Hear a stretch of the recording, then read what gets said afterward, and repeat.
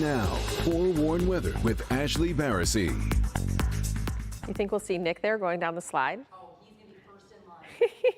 For those at home watching, you're like, what are you talking about? Just Google Nick Monticelli, Uncle Sam Jam, and you'll know what we're talking about.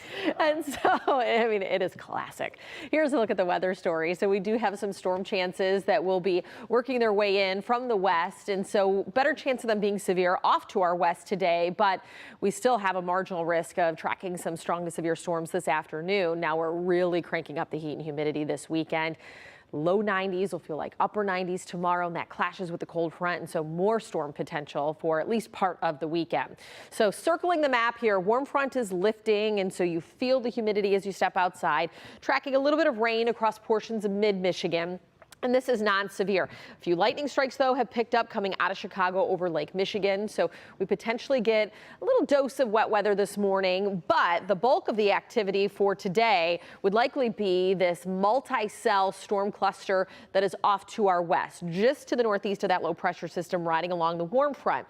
And so as that moves into our area, as we inch closer to the peak heat of the day, that does bring us that severe storm potential. But it's much more likely from the west side of the state, stretching all the way down to where you see it into Iowa, but marginal level 1 risk for us across southeastern Michigan for the afternoon. So damaging wind gusts, small hail, flooding would be the primary threat for today.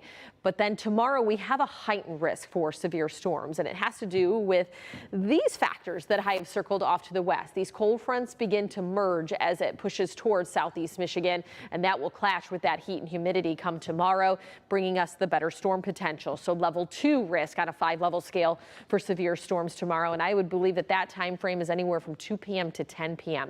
So if you have outdoor plans, you want to make sure you have that forewarned weather app in the palm of your hand so you can track radar and get any of those severe alerts sent straight to your phone.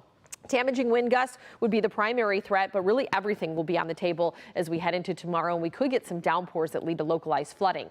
So back to today, 86. Chances for storms begin to increase around the lunch hour. Here's an hour-by-hour look at what we're tracking. I've stopped the clock right around noon, and even Livingston County could begin to see some of that stronger activity. That'll be off to the east side by about 2, 3 o'clock. But we're not really done with the threat, because I think north of M59, there's still that chance going into the evening, although it's not widespread.